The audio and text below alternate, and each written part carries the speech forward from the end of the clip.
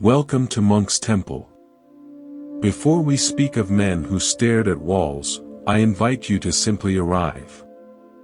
Feel the surface beneath you. Notice your breath. In this space, we don't just learn history. We let stories reshape us. Today we talk about transformation. Not the kind that fades by February. The kind that rewires a human being at the cellular level. Buddhist psychology has studied this for 2,000 years and found one prerequisite. You must turn attention inward. You must sit with what you find. You must do this long enough that discomfort loses its power. We are told that in the 6th century, a man arrived in China who embodied this truth.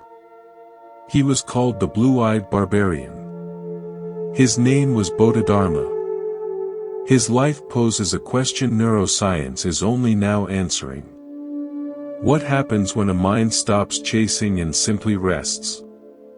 Before going further, I invite you to subscribe. This channel exists because stories like this change lives. By subscribing, you tell yourself that your growth matters. That small commitment is the first step on a long road. Let's start in the middle. A man sitting in a cave. Facing a wall. Not moving for 9 years. What drives this? The easy answer is enlightenment. But that's just another question. What is truth such that losing your leg seems reasonable? To understand, we must see something about the mind we prefer to ignore. The mind is a survival machine. It evolved to keep us alive, not happy. Every anxiety, every compulsion, every scroll through social media, these are inherited strategies. Hypervigilance once scanned for predators. Restlessness once drove exploration. Social comparison once navigated tribal hierarchies. These strategies, effective on the savannah, are disastrous now. The predator is an email. The new territory is infinite scroll. The tribe is 7 billion strangers. Your mind uses a map thousands of years out of date. Result? Chronic stress. Chronic dissatisfaction. Feeling busy but empty. Bodhidharma understood. The mind runs, chases, grasps. It never rests. Peace is not found in running. Peace is found in stopping. This is why the wall. The wall is a mirror. When you face it, you have nothing external to grab. The mind turns inward. And finds a mess. The first days would be torture. The mind screams for entertainment. Replays old conversations. Invents future disasters. Does anything to avoid being present. This is what your mind does when you sit quietly. It invents emergencies. It convinces you something terrible will happen if you don't move. Bodhidharma didn't move. He watched the tantrum like a parent watching a child. He didn't engage. He just watched. Eventually, the tantrum subsided. The mind grew quiet. Not because he defeated it. Because he stopped feeding it. First great lesson. Your thoughts are not commands. They are weather. You are not the weather. You are the sky. Modern psychology calls this cognitive diffusion. Separating from thoughts, seeing them as mental events. When you're fused, you believe them. When you're diffused, you notice them. In that noticing, freedom returns. But before the wall, there was a palace. Born a prince in southern India around 440, Bodhidharma had everything. Wealth. power, comfort, servants. A future carved in stone. And yet, something refused the gilded cage. While brothers trained for war, he asked questions. Why are we here? What is the point? If I have everything, why is something missing? These questions threaten palaces. The palace runs on, more is better. To question that is to question everything. Then a Buddhist master named Prajnatara arrived. Their eyes met. Recognition passed. The master told the king, "Your son is meant for something greater." Telling a king his son should become a monk. Most kings kill the messenger. This king agreed. This is a break with conditioning. For his entire life, Bodhidharma was told who he was. Prince. Heir. These were the architecture of reality. To step outside was to become nobody. He did it. He gave up titles, possessions, name, everything that made him who he was, and found what luxury could never provide. Freedom. Second great lesson. Security is the enemy of clarity. The brain loves predictable. The palace was predictable. The cave was not. But comfort isn't happiness. Predictability isn't fulfillment. We cling to identities that no longer serve. Jobs that drain us. Relationships that diminish us. Not because we want to. Because they're familiar. Because becoming nobody feels like dying. Bodhidharma shows letting go is not dying. It's being born. Stepping out of a cage and finding the door was never locked. He studied under Prajnatara for years. Meditation that would break most people. Preparing for a mission most thought impossible. Prajnatara had a vision. Of a land to the east where Buddhism had become a ritualistic shell. Full of gold scriptures but empty of living wisdom. That land was China. Bodhidharma was the only one who could deliver the medicine. But first, he had to become the medicine. That takes time. Real transformation always does. We want overnight success. But deep change is slow. Invisible. Happens when no one watches. In the gap between decision and result. Bodhidharma spent years in that gap. Then he began the journey. Remember when a 5-hour flight felt long? Try sailing 2 oceans in a wooden boat for 3 years. No GPS. No weather reports. Just waves, pirates, storms. 3 years of not knowing if you'd see land. 3 years of trusting the wind. 3 years practicing the art of letting go. The boat was his first wall. A floating meditation cell. Preparing him for what came next. But the real challenges waited on shore. When we left Bodhidharma, he was crossing oceans on a wooden boat. 3 years at sea. No guarantee of arrival. Just faith that the teaching he carried needed to reach a land that wasn't ready for it. This is the second great lesson expanded. Sometimes you move toward what calls you even when you cannot see the shore. Sometimes you trust the current more than the map.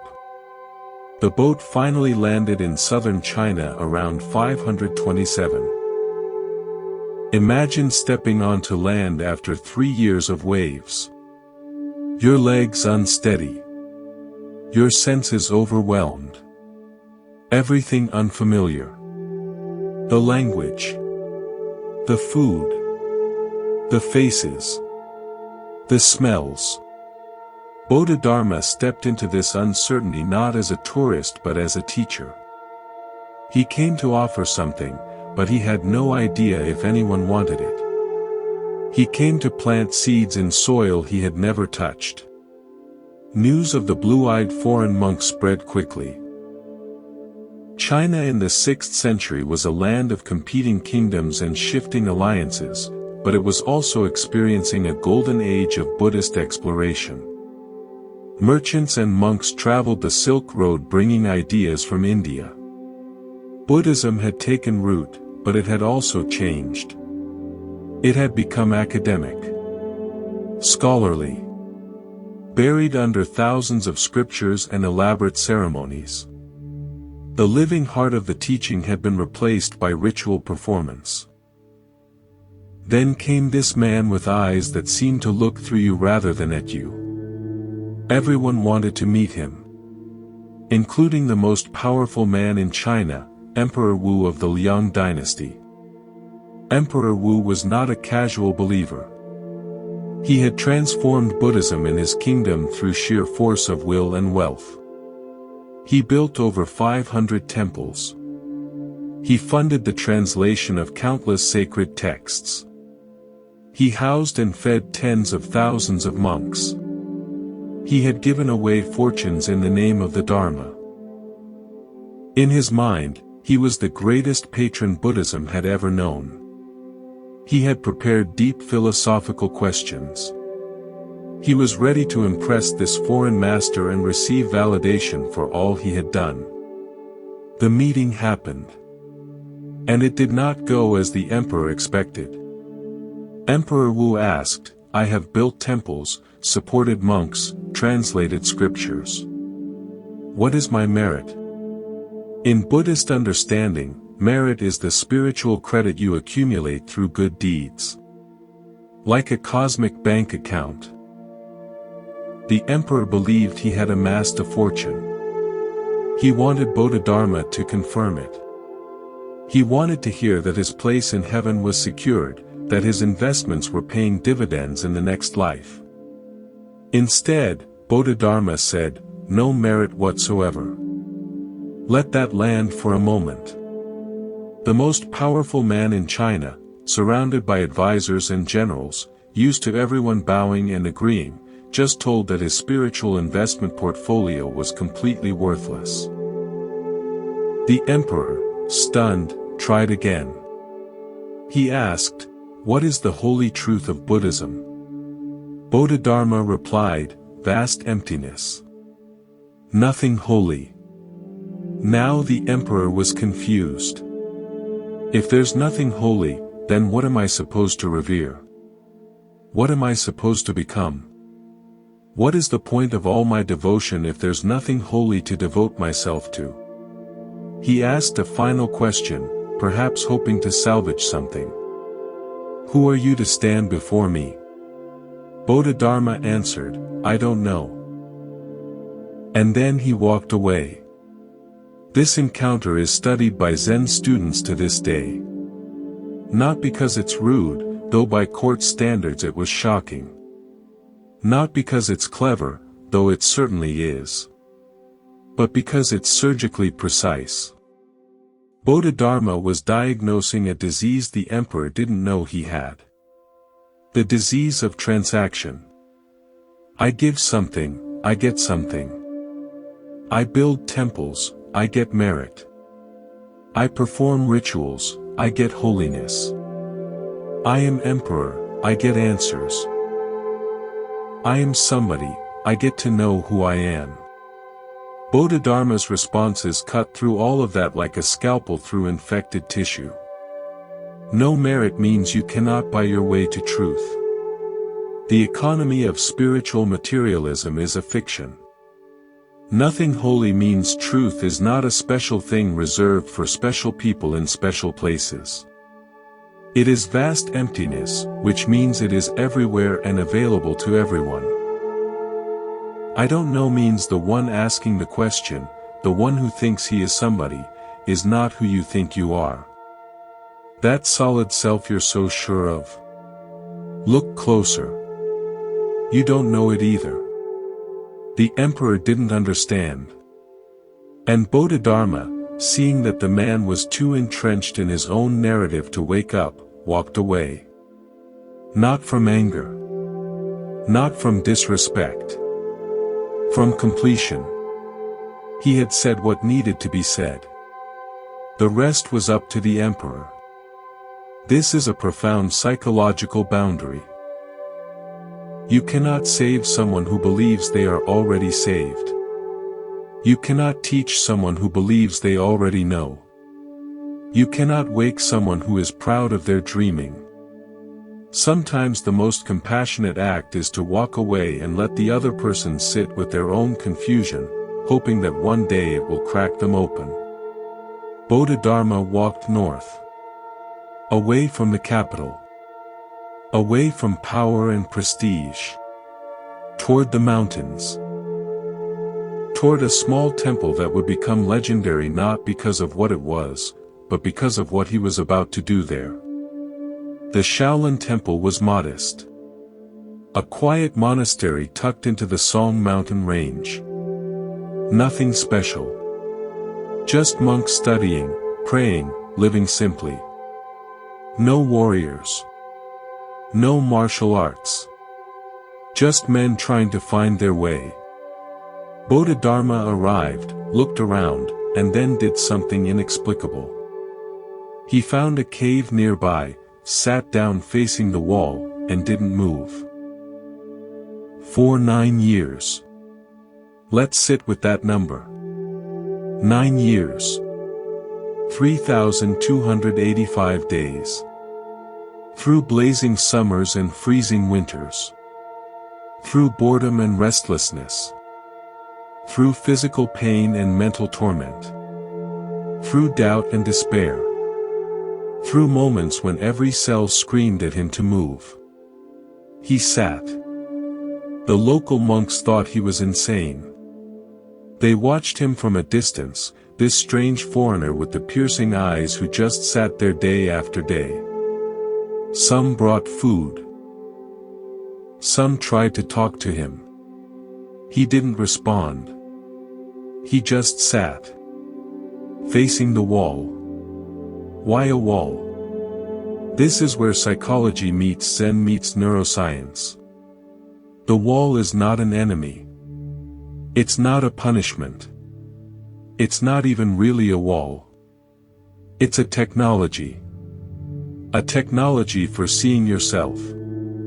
When you face a wall, you have nothing to look at. No distractions. No entertainment. No escape. Just you and the blank surface. And eventually, if you sit long enough, you stop seeing the wall and start seeing yourself. The wall becomes a mirror reflecting your own mind back at you. The wall strips away everything you use to avoid yourself. Your phone. Your conversations. Your work. Your relationships. Your plans.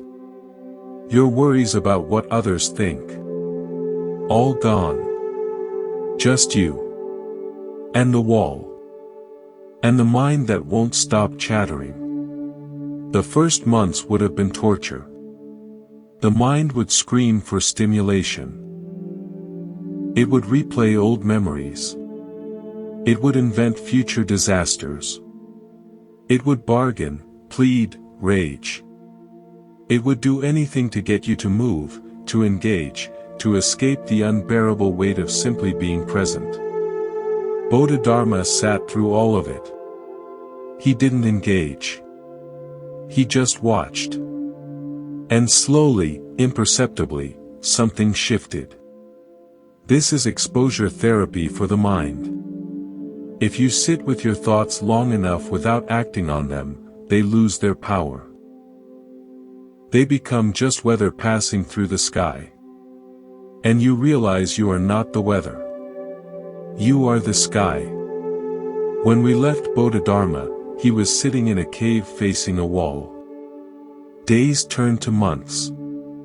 Months turned to years. The local monks watched this strange foreigner who wouldn't move. They brought food. They whispered questions.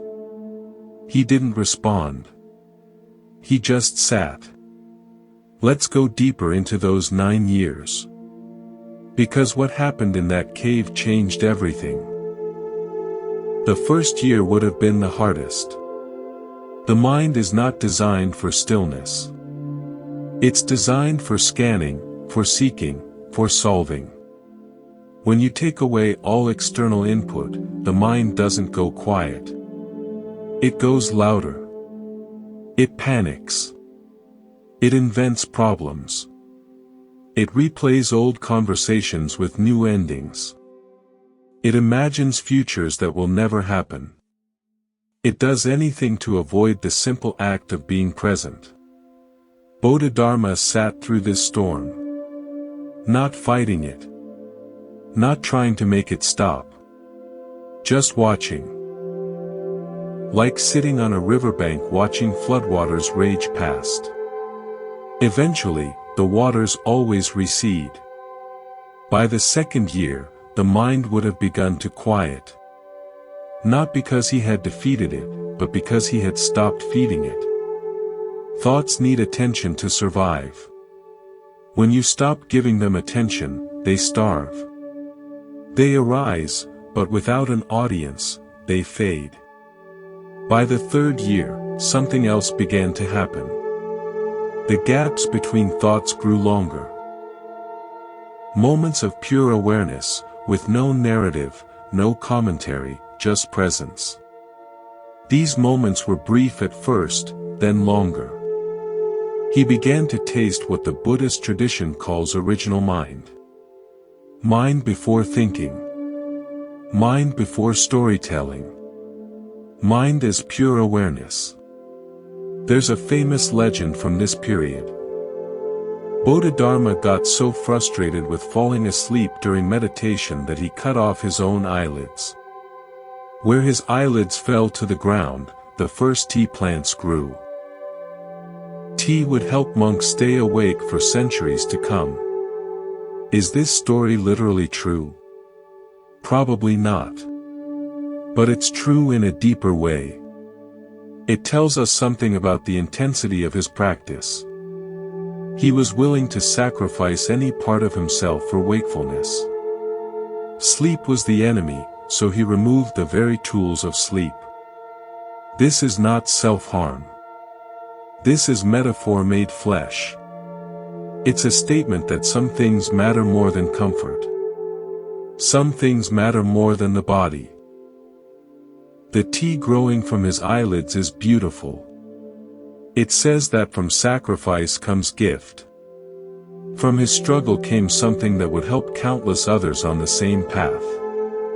Your deepest struggles, when faced directly, often produce the very tools you need to overcome them. Your burnout teaches you about boundaries. Your heartbreak teaches you about love. Your anxiety teaches you about presence. The tea grows where you cut off your distractions. Years passed. His body changed.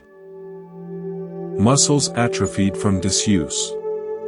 His legs, once strong from walking, grew weak. He literally lost the ability to walk because he sat still so long. This is not legend. This is physiology. Muscles that aren't used weaken and waste. Bodhidharma sacrificed his ability to move for his ability to see. Was it worth it? Only he could answer. But what happened next suggests it was. After 9 years, he finally stood up. Or tried to. And he looked at the monks around him. What he saw concerned him. These were good men. Devoted to study and prayer. But they were weak. Their bodies were failing. They got sick easily. They fell asleep during meditation. They lacked the physical vitality to support their spiritual aspirations. Bodhidharma understood something that modern science is now confirming. The body and mind are not separate. They are one integrated system. You cannot have a sharp mind in a dull body. You cannot have a peaceful mind in a tense body. You cannot have an awakened mind in a sleeping body. The monks were trying to reach enlightenment while ignoring half of themselves. It was like trying to fly with one wing. So Bodhidharma taught them movement. He brought exercises from India, from the yogic traditions he had learned as a young monk. He created a manual called the Muscle Tendon Change Classic. 18 movements. Each designed to strengthen both body and mind. Some movements mimicked animals. The tiger. The crane. The snake. The deer. Why animals? Because animals are perfectly present. A tiger doesn't worry about its reputation while it hunts. It just hunts. A crane doesn't compare itself to other cranes while it stands in the water. It just stands. By moving like animals, the monks learned to drop their human neurosis and enter pure physical awareness. This was the beginning of Shaolin Kung Fu. Not fighting. Not violence. Not about defeating others. About cultivating energy. About building bodies strong enough to hold awakened minds. About integrating what had been divided. The monks practiced. They got stronger. Healthier. More focused. Their meditation deepened. Their minds sharpened. They discovered that moving the body cleared the mind. That strengthening muscles strengthened attention. That physical health and mental health were not two things but one. News spread. Warriors heard about these monks who could sit for hours and move with power. They came to learn. The tradition grew. And a new kind of monk was born. One who could meditate all night and, if necessary, defend the temple with equal focus the next day. This is the fourth great lesson. Integration. You don't have to choose between body and mind. Between strength and peace. Between action and stillness. They are not opposites. They are partners. When you integrate them, something new emerges. Something the world had never seen. After 9 years at the wall, after creating the foundation of Shaolin Kung Fu, Bodhidharma turned to the most important part of his mission. Not just strengthening bodies. Not just building stamina. But awakening minds. This is where Buddhism itself would transform. This is where Zen was born. The Buddhism that existed in China before Bodhidharma was scholarly. It was academic. It was about studying endless scriptures, memorizing complex doctrines, performing elaborate ceremonies. It was about accumulating knowledge about enlightenment. The assumption was that if you read enough, studied enough, learned enough, eventually you would understand. Bodhidharma looked at all of this and said something shocking. You won't find truth in words. You won't find it in rituals. You won't find it in scriptures. You'll find it by looking directly into your own mind. This was radical. It threatened the entire religious establishment. If truth isn't in the scriptures, then what good are the scholars? If enlightenment isn't in the ceremonies, then what good are the priests? Bodhidharma called his approach a special transmission outside the scriptures. No reliance on words. A direct pointing to the human mind. This became Zen. He taught that you don't need to read 1,000 books to find your true nature. You just need to look. You need to see who is reading the books. You need to turn awareness back onto its source. The finger pointing at the moon is not the moon. The menu is not the meal. The description of enlightenment is not enlightenment. Let me give you a modern example. Imagine you're watching a movie. You're completely absorbed. You cry at the sad parts. You laugh at the funny parts. You feel suspense during the chase scenes. You've forgotten completely that you're in a theater. Then someone turns on the lights. Suddenly you see it's not reality. It's just light projected onto a screen. You see the screen itself. You see the walls. The movie doesn't disappear, but your relationship to it changes forever. You're no longer a victim of the story. Bodhidharma was the one who turned on the lights. He showed his students that their thoughts, their emotions, their problems, their entire sense of self, they're just movies playing in the theater of consciousness. And consciousness itself, the screen, is untouched. It is always pure. Always bright. Always at peace. The movie never touches the screen. There's a famous story that captures this teaching perfectly.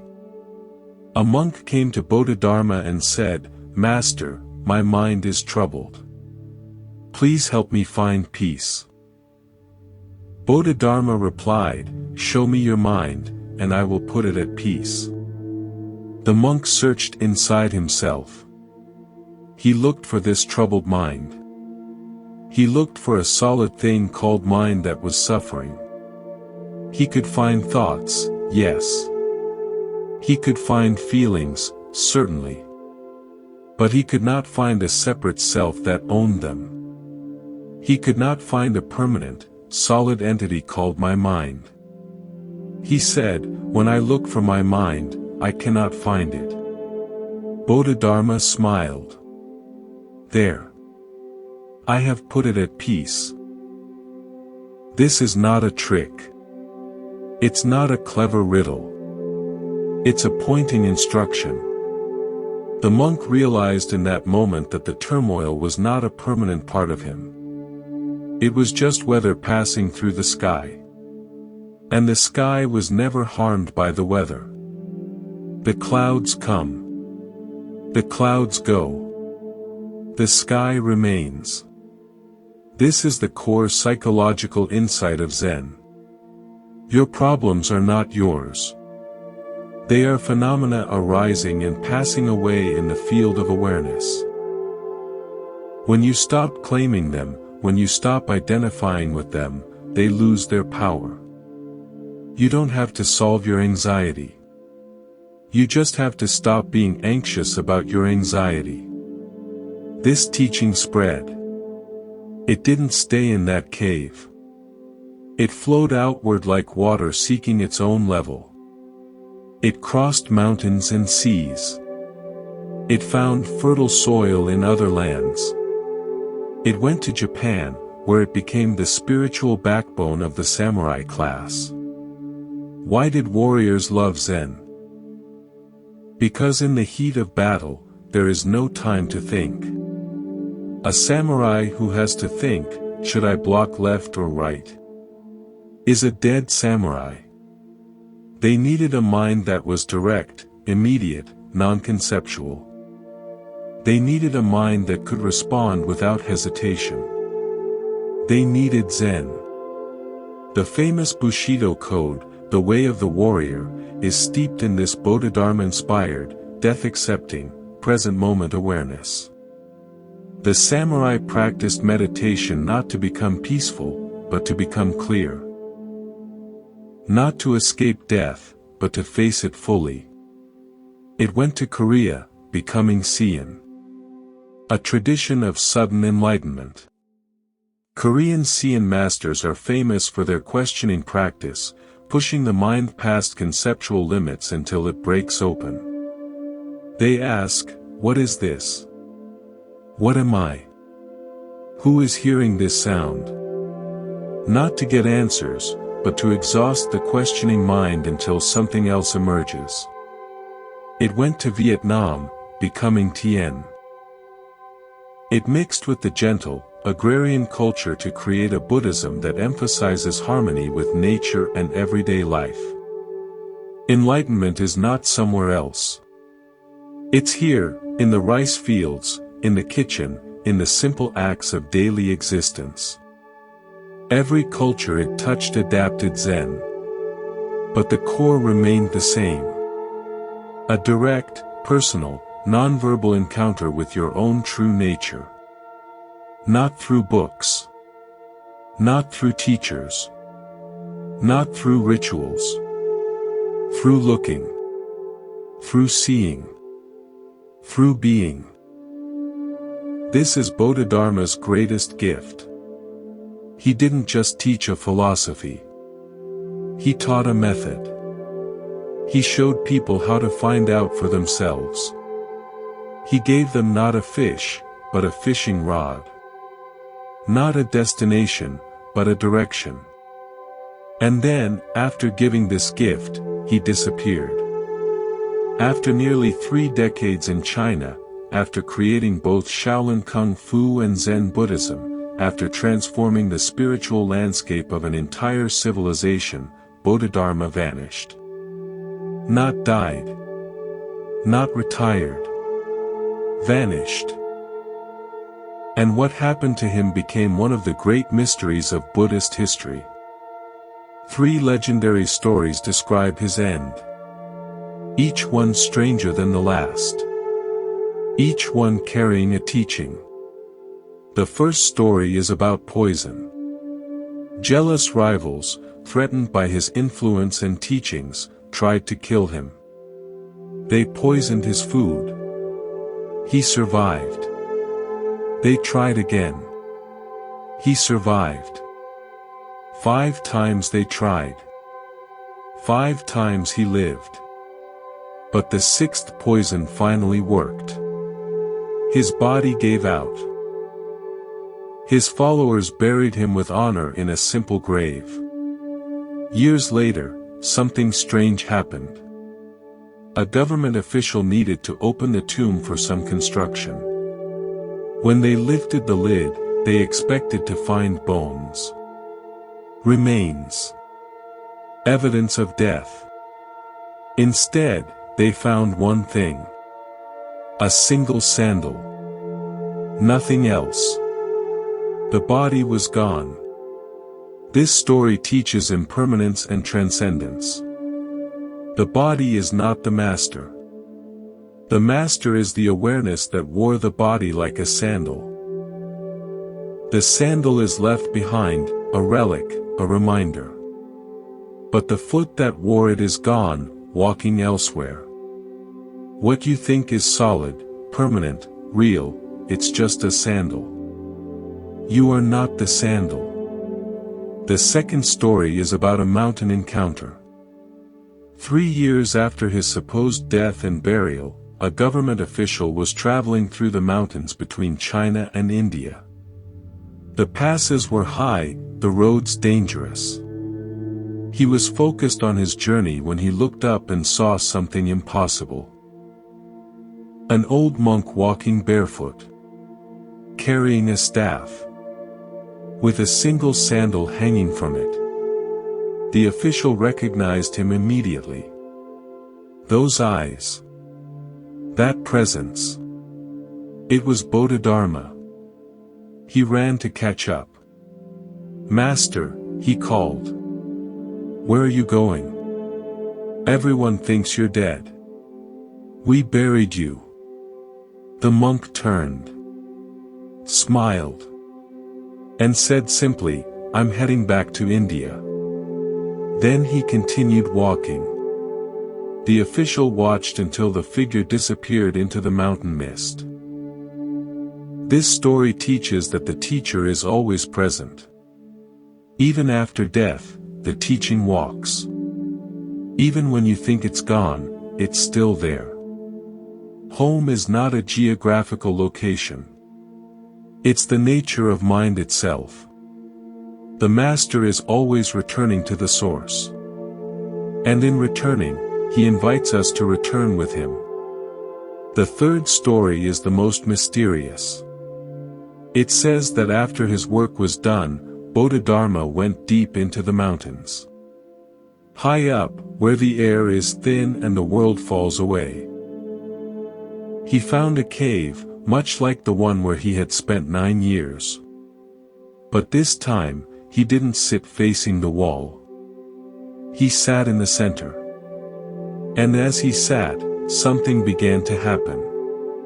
His body started to glow. Faintly at first, then brighter. The light intensified until it filled the entire cave.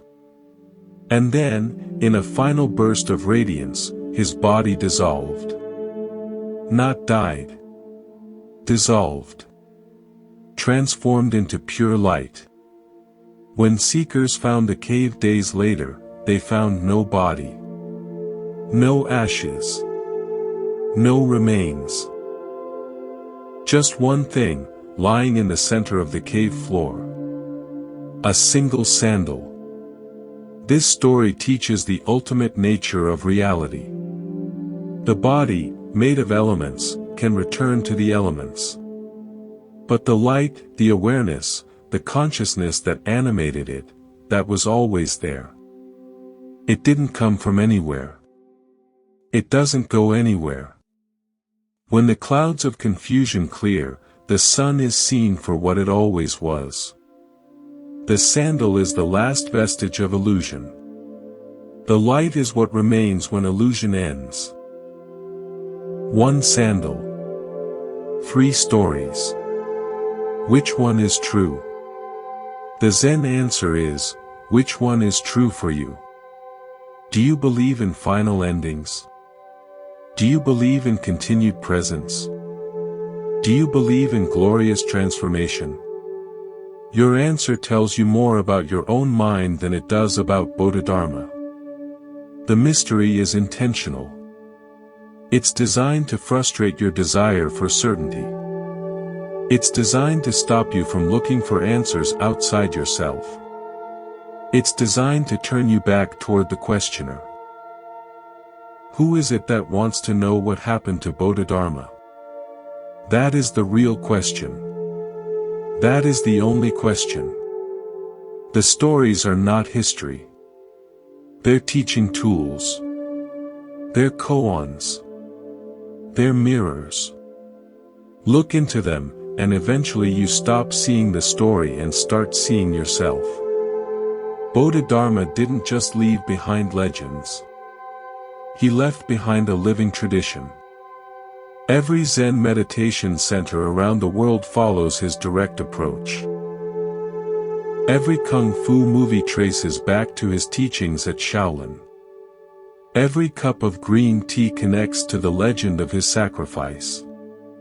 His biggest impact isn't in history books. It's happening right now. Scientists studying meditation are discovering what Bodhidharma knew 1500 years ago. Training the mind changes the brain. Physical and mental practice integrate. Direct experience trumps second-hand knowledge. The map is not the territory. The menu is not the meal. Think about it. One man. One life. Created a martial art that spread worldwide. Started a spiritual revolution still growing. Showed us that body and mind are one.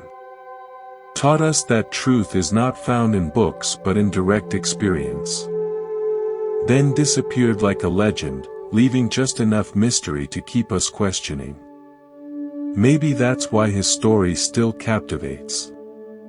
Because deep down, we all want to believe that one person can change everything. Even if they have to stare at a wall for 9 years to do it. We've traveled far together. From a palace in India to a cave in China. From encounters with emperors to 9 years facing a wall. From the birth of Kung Fu to the transmission of Zen. From mysterious disappearances to 3 legends and a single sandal. Now we arrive at the most important question. What does any of this have to do with you? Bodhidharma's life is not just history. It's not just entertainment. It's a mirror. Every stage of his journey reflects something in your own life. Every challenge he faced is a version of challenges you face. Every lesson he learned is available for you to learn. Let's look at 5 principles drawn directly from his life. Principles you can apply starting today. Principles that cost nothing but attention. Principles that can transform everything. First, the principle of radical reduction. Bodhidharma stared at a wall for 9 years. You can stare at your breath for 5 minutes. In a world of infinite distraction, the most rebellious, most powerful thing you can do is simplify. Choose one thing. Just one. And give it your complete attention for a few minutes. This is not just meditation. It's training your brain to focus.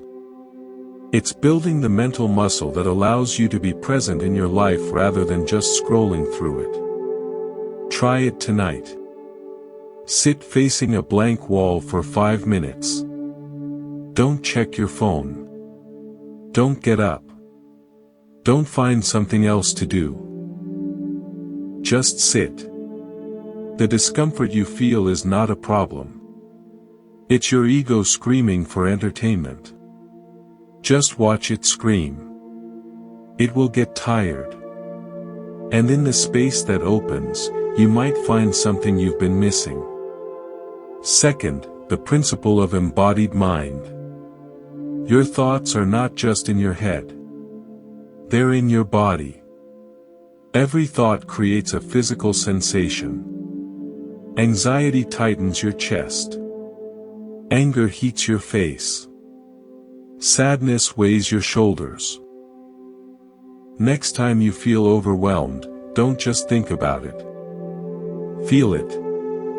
Where is it in your body? Breathe into that place. Move your body.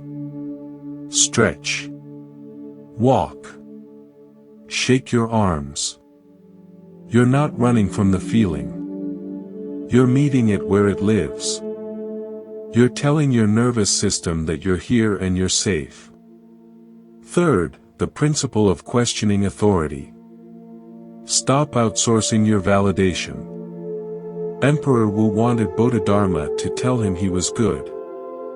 He wanted external confirmation of his worth. You might want your boss, your partner, your parents, your social media feed to tell you you're good. That's a game you cannot win. The validation never lasts. You always need more. Ask yourself, am I doing this because I truly want to, or because I want someone to clap? If the clapping never comes, would I still do it? If the answer is no, it might be time to walk away. Not from everything. Just from the things you're doing for applause. Walk away like Bodhidharma walked away from the emperor. Not angry. Just finished. Fourth, the principle of not knowing. You don't need to have your whole life figured out. The 3 years at sea were pure uncertainty. Bodhidharma didn't know if he would ever see land. He didn't know if his mission would succeed. He didn't know anything except the next wave, the next breath. And that was enough. We put so much pressure on ourselves to have a plan, a trajectory, a 5-year strategy. But life is fundamentally uncertain.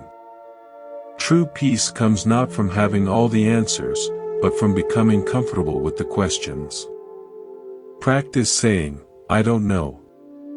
Say it about your future. Say it about your problems. Say it to your ego when it pretends to have all the answers. In that space of not knowing, curiosity is born. And curiosity is the gateway to wisdom.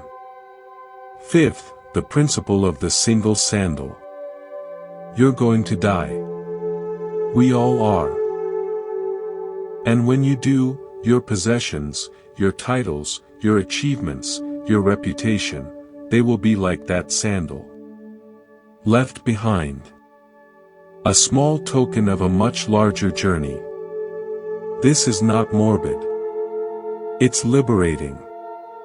When you truly accept that you cannot take anything with you, you realize that the only thing that matters is the quality of your awareness right now. The love you give right now. The kindness you offer right now. The presence you bring to this moment. The legacy is not the sandal.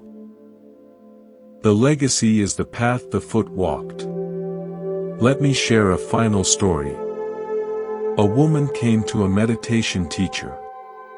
She was successful by every external measure. Corner office. Designer clothes. Respect of her peers. And she was miserable. Her mind was a tornado of deadlines, anxieties, and comparisons. The teacher gave her one instruction. For 1 hour, walk slowly. Pay attention to the bottom of your foot. She thought it was absurd. She was used to power walking through airports, checking emails while striding to meetings. But she was desperate enough to try. She lifted one foot. Felt the heel leave the ground. Felt the ball of the foot.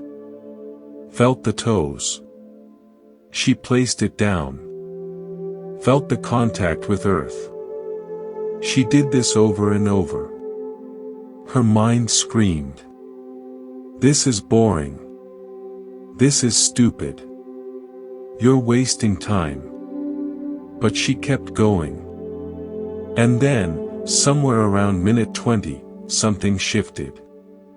The screaming quieted.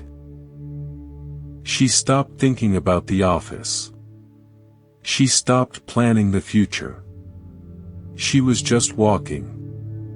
Feeling the incredible, complex, miraculous sensation of a foot touching ground.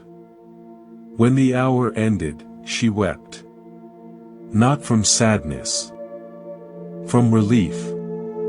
She had spent 20 years chasing happiness in achievements. She found it in the sole of her foot. Bodhidharma stared at a wall for 9 years to find what was already there. She stared at her foot for an hour and found the same thing. The distance doesn't matter. The time doesn't matter. Only the direction of your attention matters. This is our final journey together through the life and legacy of the blue-eyed barbarian. We've walked with him from a palace in India to a cave in China. We've sat with him through 9 years at the wall. We've witnessed the birth of Kung Fu and the transmission of Zen. We've explored 3 legends and a single sandal. Now we arrive at the end. But the end, in true Zen fashion, is really just the beginning. Because the question Bodhidharma leaves us with is not about him. It's about you. It's about me. It's about everyone who hears this story and feels something stir. What wall are you facing? Not a literal wall of stone, but the wall of your own mind. The wall of distraction. The wall of avoidance. The wall of comfort that keeps you from growing. What would it mean to sit with that wall instead of running from it? What palace are you living in? What gilded cage have you built for yourself?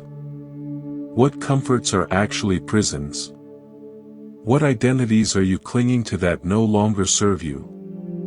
What would it mean to walk away, like the prince walked away from his throne? What emperor are you still trying to impress? Whose validation are you seeking? Whose applause are you chasing?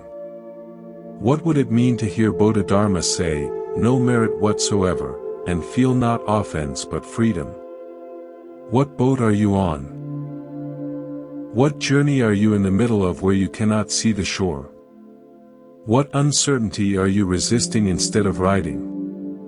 What would it mean to trust the current for once, to stop trying to control everything, to let the waves carry you where you need to go? What body are you ignoring? What sensations are you numbing? What physical wisdom are you drowning out with thoughts? What would it mean to come back into your body, to feel your feet on the ground, to breathe into the places you've been avoiding? What mind are you believing? What thoughts are you fused with? What stories are you telling yourself that aren't actually true? What would it mean to see thoughts as weather, to watch them pass without getting wet? These are not rhetorical questions. They are invitations.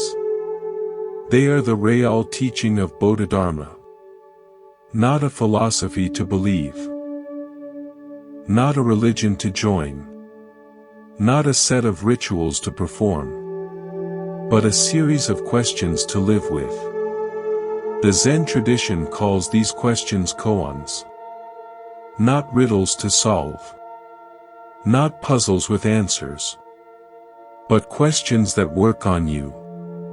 Questions that slowly, over time, crack you open. Questions that reveal who you really are. Bodhidharma's whole life is a koan. A prince becomes a pauper. A man stares at a wall for 9 years. A teacher shocks an emperor. A master disappears leaving only a sandal. What does it mean? You can't answer with words. You can only answer with your life. There's a famous saying in Zen. The finger pointing at the moon is not the moon. All of these stories, all of these teachings, all of these principles, they are fingers pointing. Pointing at something you can only see for yourself. Pointing at something that has been here all along. The moon doesn't need the finger to exist. You don't need this story to be who you are. But sometimes, the finger helps you look in the right direction. Sometimes, the story reminds you to look at all. So here is the final invitation.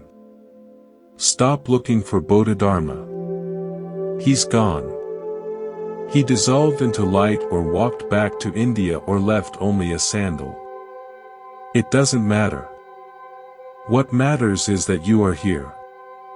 Now. Breathing. Reading. Listening. The same awareness that sat in that cave for 9 years is sitting in you right now. The same consciousness that looked at a wall and saw through all illusion is looking through your eyes at this very moment. You are not separate from it. You are it. You've just forgotten. Bodhidharma didn't come to China to teach something new. He came to remind people of something old. Something they already knew but had forgotten. Something you already know but have forgotten. You are not your thoughts. You are not your feelings. You are not your job. You are not your relationships. You are not your successes or failures. You are the awareness in which all of these appear and disappear. You are the sky, not the weather. You are the screen, not the movie. You have always been what you're seeking.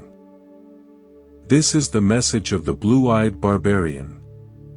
This is the teaching of the wall-gazing monk. This is the gift of the prince who became nobody and in doing so became everything. If this journey has stirred something in you, if these words have pointed you towards something you already know, then you are in the right place. Monk's Temple is a sanctuary for this kind of remembering. We explore ancient wisdom and translate it into modern life. We sit with great mysteries, not to solve them, but to let them solve us. Hit subscribe. Join this community. By subscribing, you make a commitment to yourself. You say, I am willing to look. I am willing to sit. I am willing to grow. I am willing to remember. Leave a comment. Tell us what wall you're facing. Tell us what palace you're leaving. Tell us what emperor you're done impressing. We read every comment. This conversation is just beginning. There are more stories to tell. More masters to meet. More mysteries to explore. All of that is coming. For now, sit with what you've heard. Let it settle. Like tea leaves drifting to the bottom of a cup. Like dust settling after a storm. Like the mind settling after years of chasing. Remember the lesson of the blue-eyed barbarian. You don't have to travel to India. You don't have to stare at a wall for 9 years. You just have to stop. You just have to look. And in that stopping, in that looking, you might find you've been home all along. Stay curious. Stay wise. Thank you for being here at Monk's Temple. I'll see you in the next video. We've completed our journey through the life of Bodhidharma, but the teaching doesn't end there. In Zen, the pointing finger is not the moon. The story is not the truth. So now we go deeper. Now we explore what modern science is discovering about what that ancient monk knew 1500 years ago. Neuroscience has a name for what Bodhidharma was doing in that cave. Neuroplasticity. The brain's ability to reorganize itself by forming new neural connections throughout life. For most of history, we believed the brain was fixed after childhood. We believed you were born with a certain capacity and that was it. But we now know the brain changes in response to experience. Every thought, every action, every moment of attention literally reshapes the physical structure of your brain. Bodhidharma didn't know the word neuroplasticity, but he understood the principle intuitively. He knew that if you sit with your mind long enough, your mind will change. If you direct your attention to a single point long enough, your capacity for attention will expand. If you face discomfort long enough, your relationship to discomfort will transform. Researchers at Harvard and other universities have studied experienced meditators. They've found measurable changes in brain structure. The prefrontal cortex, associated with attention and decision-making, becomes thicker. The amygdala, associated with fear and stress, becomes smaller. The default mode network, the part of the brain that generates the sense of a separate self, becomes quieter. This is not magic. This is physiology. The brain is plastic. It changes with use. And what Bodhidharma discovered was the most effective way to use it. There's another scientific concept that illuminates his teaching. Interoception. The sense of the internal state of the body. The ability to feel what's happening inside you. Most of us are trained from childhood to ignore interoception. Pay attention to the external world. Achieve things. Get good grades. Make money. We learn to live in our heads and forget our bodies. Bodhidharma's teaching, especially through the Kung Fu he created, was a training in interoception. Feel the breath. Feel the muscles. Feel the energy moving through the body. This is not just exercise. It's a way of reconnecting with the wisdom the body holds. Modern psychotherapy has discovered that trauma is stored in the body. You can talk about it for years, but until you release it physically, it remains. Bodhidharma knew this. He knew that the body and mind are not separate. He knew that you cannot heal one without healing the other. Let me share an original story. A few years ago, a group of researchers studied firefighters. These are people who face extreme stress regularly. They found that those who had some form of physical practice, yoga, martial arts, running, had significantly lower rates of PTSD. The ones who only talked about their stress, who only processed it cognitively, struggled more. The body needs to move through stress. It needs to shake, stretch, exert. When you move your body with awareness, you're not just exercising. You're completing stress cycles. You're telling your nervous system that the danger is over. You're releasing what has been trapped. This is what Bodhidharma gave the monks at Shaolin. Not just a way to get stronger. A way to process the intensity of their practice. A way to integrate mind and body. A way to complete the stress cycle so they could sit deeper in meditation. Another modern concept that echoes his teaching is flow state. Psychologist Mihai Csikszentmihalyi studied what makes people happy. He found that the happiest people regularly enter a state of flow. Complete absorption in what they're doing. Loss of self-consciousness. Timelessness. Effortless effort. Sound familiar? This is exactly what Bodhidharma was describing.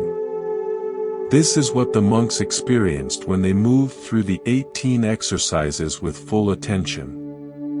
This is what happens when the mind stops chattering and simply does. Flow is not rare. It's not reserved for athletes or artists. It's available to anyone who gives their full attention to anything. Washing dishes with full attention can be flow. Walking with full attention can be flow. Breathing with full attention can be flow. Bodhidharma discovered that the wall was a flow trigger. When you face a wall with nothing to distract you, the mind eventually gives up its chasing and settles into flow. Not flow of movement, but flow of stillness. The same state, different expression. This is the convergence of ancient wisdom and modern science. Bodhidharma wasn't just a religious figure. He was a neuroscientist of the soul. He discovered principles of human consciousness that science is only now beginning to verify. And here's the most exciting part. You don't need to study neuroscience to benefit from this. You don't need to understand neuroplasticity to change your brain. You just need to sit. You just need to move with awareness. You just need to practice.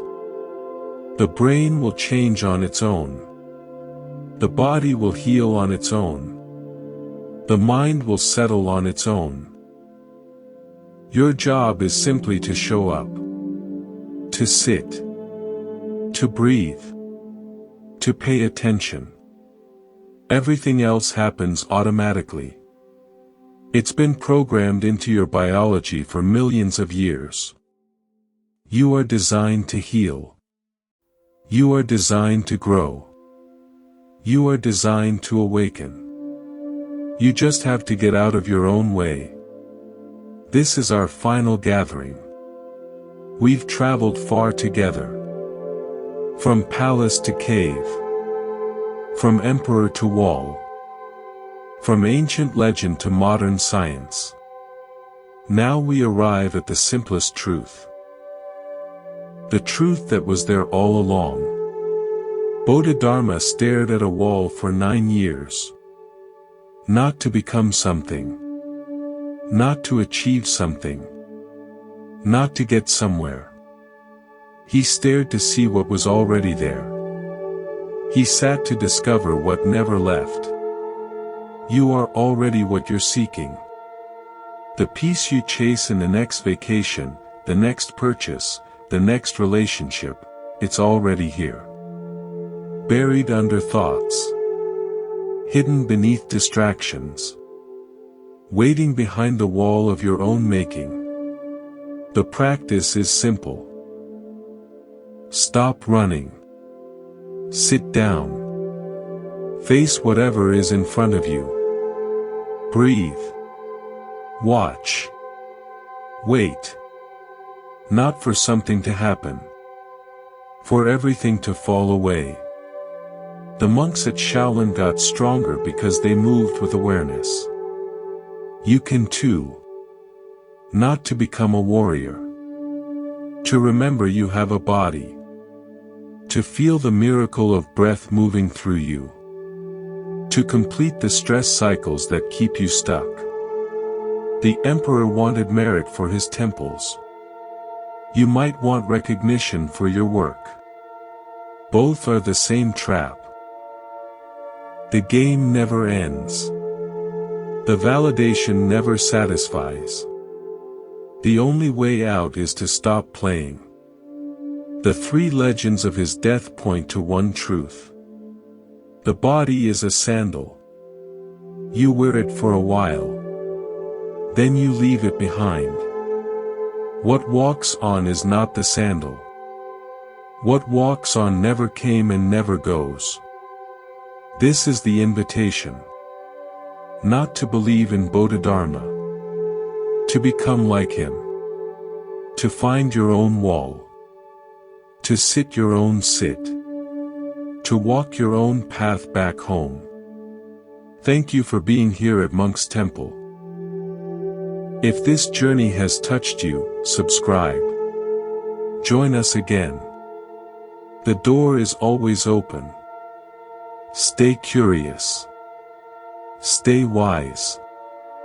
I'll see you in the next video.